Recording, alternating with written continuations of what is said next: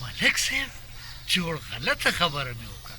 نه ګل اکبره، خبره دې غلطه نه ده، بالکل دې صحیح خبره وکړه چې ښځه یا د کور او یا د ګور.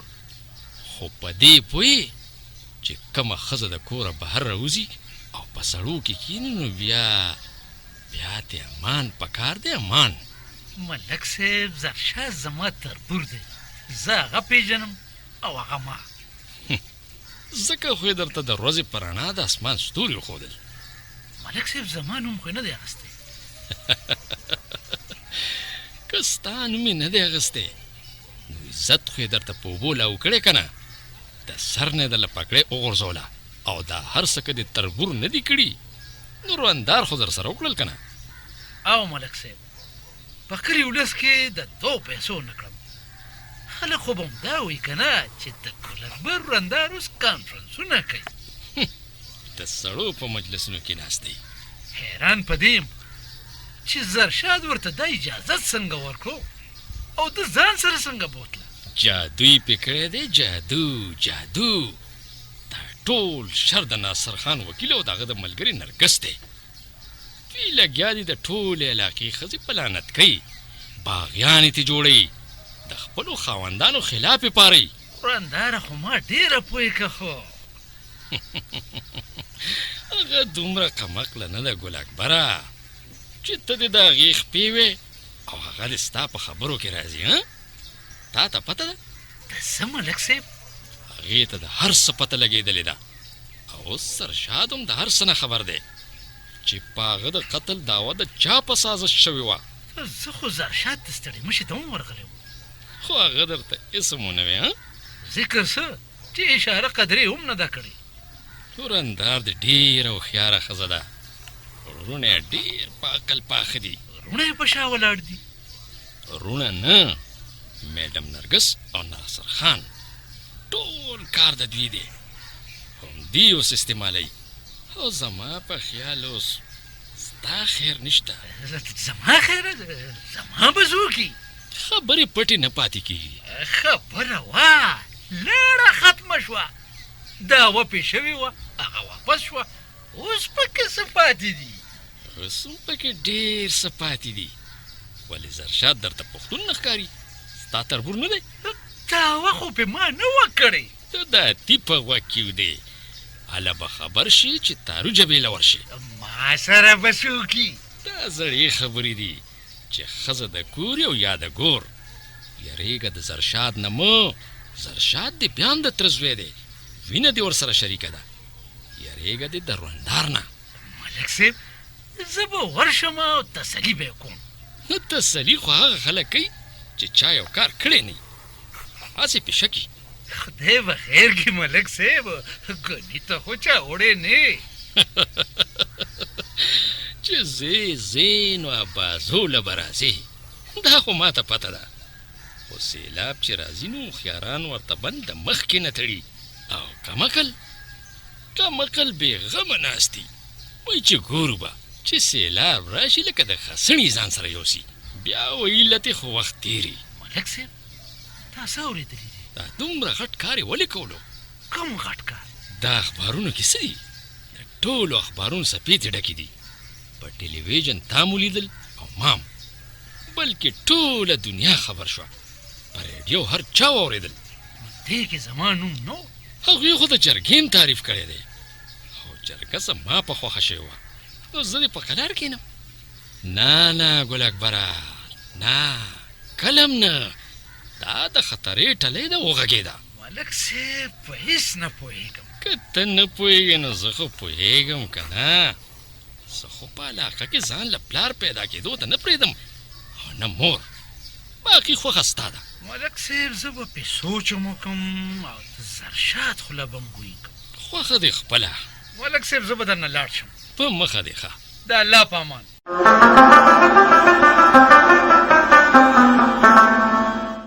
هلو نرګس خبرې کوم. زه جبار خان ملک خبرې کوم میډم. السلام علیکم. وعلیکم سلام ملک صاحب، څنګه مو تکلیف وکړ؟ میډم تکلیف ما نه، تکلیف خو تاسو هغه بله ورځ کړی و چې پریس کانفرنس مو کړی و. ما وی چې زه ستاسو شکریا ادا کوم. ملک صاحب د څه شکریا؟ مونږ خو خپل فرض پوره کوو. میډم تاسو چې د جرګې کوم تعریف کړو دا ډېره لویه خبره ده. موږ هم خپل فرض پوره کوو چې علاقه کې دښمنۍ تربګنۍ او جنګ جګړې په خبرو خپل کور کې هوارې کړو. ډېره مننه ملک صاحب. زم ستا شکریه ادا کوم چې تا خپلې پیسې واپس ورکړې مالکانو ته. میډم زه خو د چا پیسو ته نه یم ناست، هغه ونه لګېدې او چې ونه لګېدې نو واپس خو به مې خامخا ورکولې. ډېره مننه ملک صاحب ستاسو د ټلیفون کولو. ستاسو مننه. د خدای په امان. السلام علیکم میډم. وعلیکم سلام ناصر خانه. راځه دا پکې لا بله. میډم دا پکې لا بله د ملک جبار خان ټلیفون. ټلیفون د ملک جبار خان او تاسو ته؟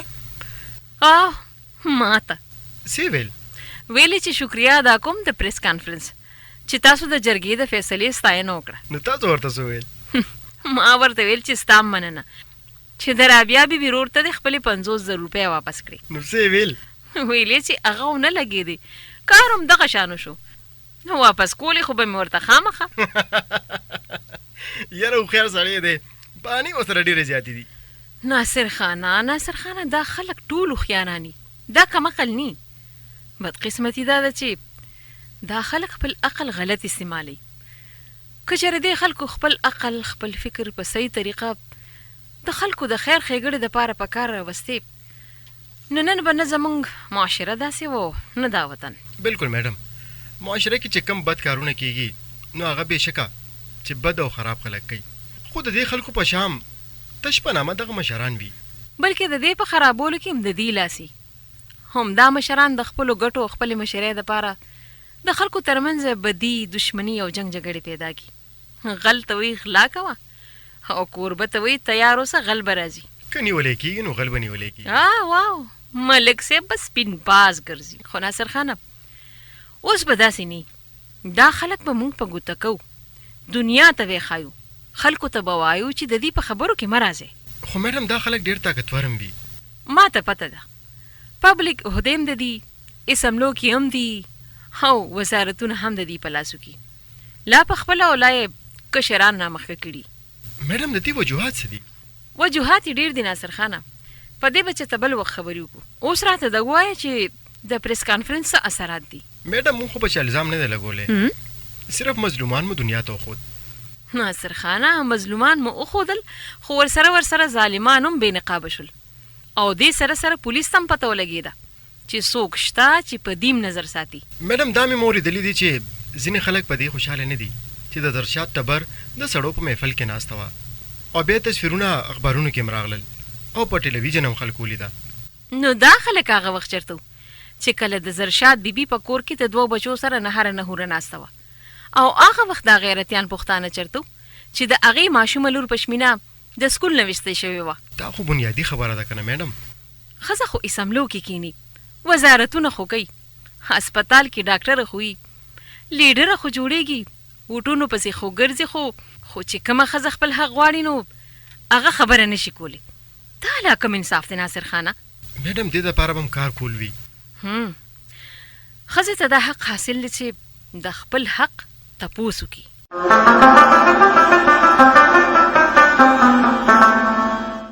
السلام علیکم ورندارې.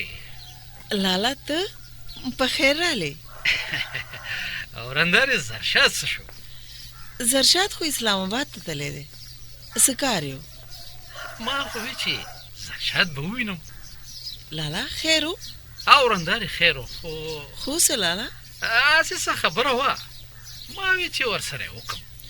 هغه خو اسلام آباد ته تللی دی د خپل څه روزګار دپاره، زړه نوکري خو یې لاړه. ورندارې کچه نوکري خو همدغسې، ورته وایه چې ځان له پخه نوکري وګوري. لالا اوس هغه د پخو نوکرو نه وتی دی، بس څه روزګار ورله پکار دی. روزګار خو پیسې غواړي. لالا ته کښېنه، زه تاله څه چای اوبه راوړم. ورندارې ډېر تکلیف مه کوه، یوه پیاله چای به وڅښم او بیا درنه زه ځم. ډېره ښه ده لالا. دا خو لاړه، نه پوهېږم چې خبره وکړم او که نه زرشاد ته انتظار وکړم. او که خبره کوم نو د کوم ځای نه شروع کوم هسې نه چې غوسه شي خو زه راغله زما خیال دی ورندارې تا خو ډېر تکلیف وکړو دا څه خبره ده لالا؟ ما وی چې پشمینه بچی مې څه شوه جوړې سکول ته تللې ده او پشمینه سکول ته تللې ده. زرشاد له خیره څه اراده لري څه کار شروع کوي رونو مې ورته څه ویلي نو چې هر څه خو کار خو ورله پکار دی که نه؟ او نو ځمکه خو هم لږه غوندې ده ګوزاره خو پکې ګرانه ده او لالا لږه غوندې ځمکه ده او هغې ته هم د خلکو نظر دی وایي چې کله به یې چې ځان لګي. او ورندارې د خلکو به سوې خو ورندارې زرشاد د څه دوکان پرانیستو اراده لري؟ دا خو راته پته نشته زما په خیال څه بل روزګار کول غواړي. پیسې به ډېرې لګي نو رونه مې پوه شاوکارې زه پکې دومره کار نه لرم. ورندارې خدای دې وکړي چې زرشاد ځان له کار وګوري خو هسې ما یوه خبره کوله لالا تاسو ته نورې چای واچوم؟ نه ورندارې نه بس دغه ډېرې دي ما هسې یوه خبره کوله.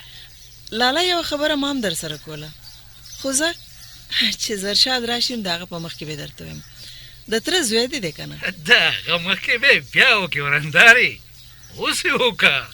نه لالا اوس یې درته نشم ویلی. نو زه خو به خپله خبره وکړم که نه؟ لالا ستا خبره به سي د ملک جبار خان خبره به یې که نه؟ د ملک جبار خان خبره؟ او لالا ورندارې د جبار خان ملک زموږ په کور کې څه کار دی؟ زه د خپل کور خبره کوم.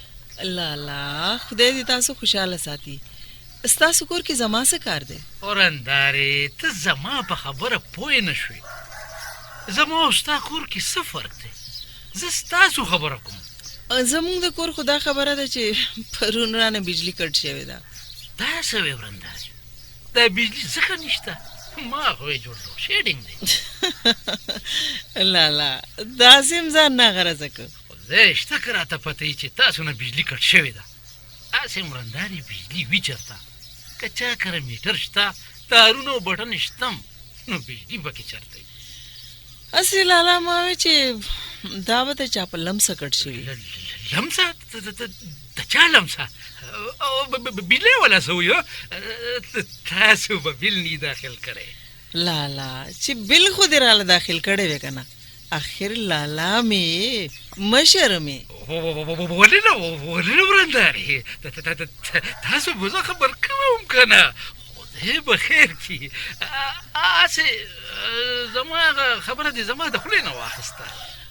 خدای دې نه کړي لالا چې ستاسو خبره به زه ستاسو د خولې نه والم. ورندارې ما وی چې موږ پښتانه یو.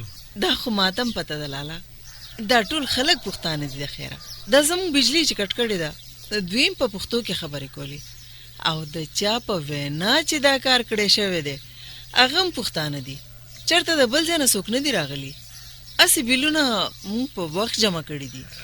ورندارې ما خبره کوله چې زموږ یو عزت دی په کلي ولاکه کې. خبر یم لالا ما ویل چې لالا تاسو څه وی چې مونږ به بیلونه نه و داخل کړي ځکه رانه بجلي کټ شوې ده؟ نه ورندارې ما وی چې لالا تاسو وی چې بیل به تاسو داخل کې خو زه که چېرته بیا داسې موقع راغله نو بیا به تاسو ته ووایم او تاسو به زموږ د بجلی بیل داخل کې. اوس به خدای خیر کی دا دومره تکلیفونه هم تیر کړه نو که یو ورځ دوه بجلی نور هم نی نو څه خبره نه ده بجلی خو هسې هم نی. بیل داخلول دومره غټه مسله نه ده خو د بجلی غلا ښه خبره نه ده ورندارې د دې نه ځان ساتل پکار دي. ای ته په پیر د رحمت شه لالا اوس دې صحیح خبره وکړه.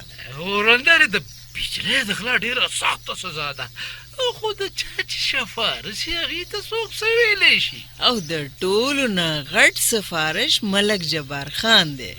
جبار خان؟ او که نه لالا جبار خان خو ډېر اوږده لاسونه لري غل ته وایي غلا کوه او کوربه ته وایي تیار اوسه. ورندارې نه پوهېږم چې تا ته دا د سړو خبرې څوک کوي؟ ولې لالا زه د سړي ښځه نه یم د سړي خور نه یم او بیا ستاسو غوندې لیور لرم. ورندارې ما تا سره ضروري خبره کول غوښتل خو ته د بجلی په چکر کې لاړې. لا د بجلی نه بله ضروري خبره شته. تاسو خو د بجلی خبره په خپل هم کوله او بیا د بجلی د غلا خبره هم کوله. رښتیا دا د بجلی غلا څوک کوي؟ د چا میټر بندي؟ ورندارې دا چې زرشاد راشي که نه نو هغه سره به خبره وکړم. د کورنۍ د عزت خبره ده. ما ته پته ده چې په موږ د بجلی د غلا کولو تور چا پورې کړی دی او د چا په لمسه زموږ نه بجلی کټ شوی. ورندارې زه درنه ځم که خیر بیا به راشم. خلاله خو تا خو د چیو ناړو یو ګوټ وانغسته. ښځه په مخه دی ښه.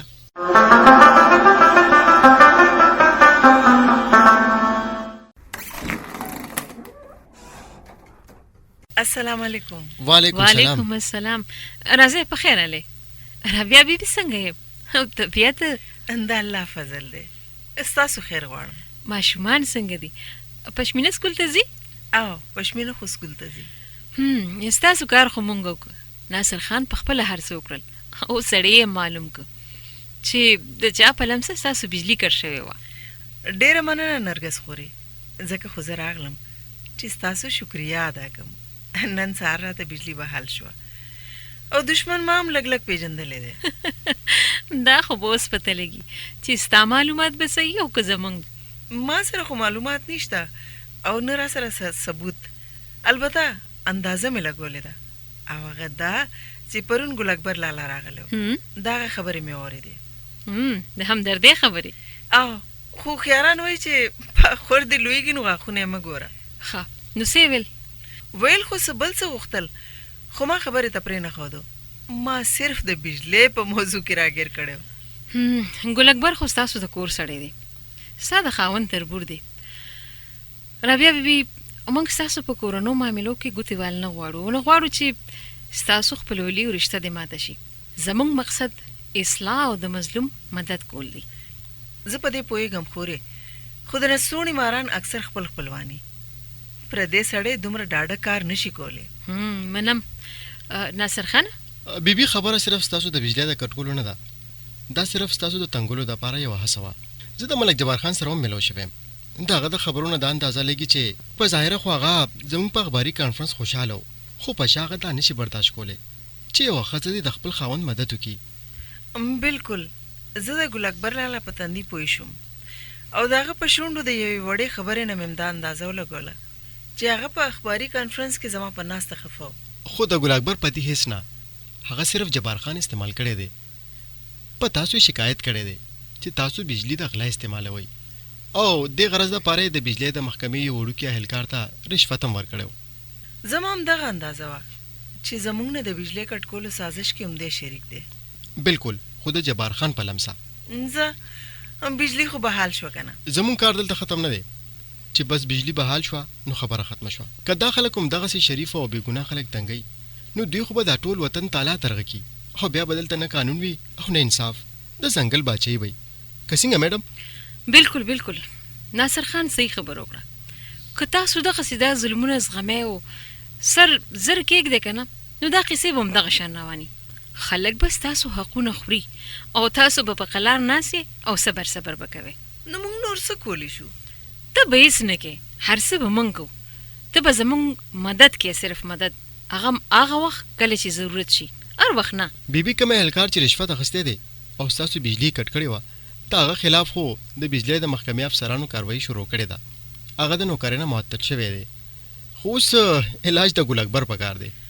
ګل اکبر خو د زرشاد د تره زوی دی نو ملزم خو دی که نه، هر څه خو د هغه په ذریعه شوي دي.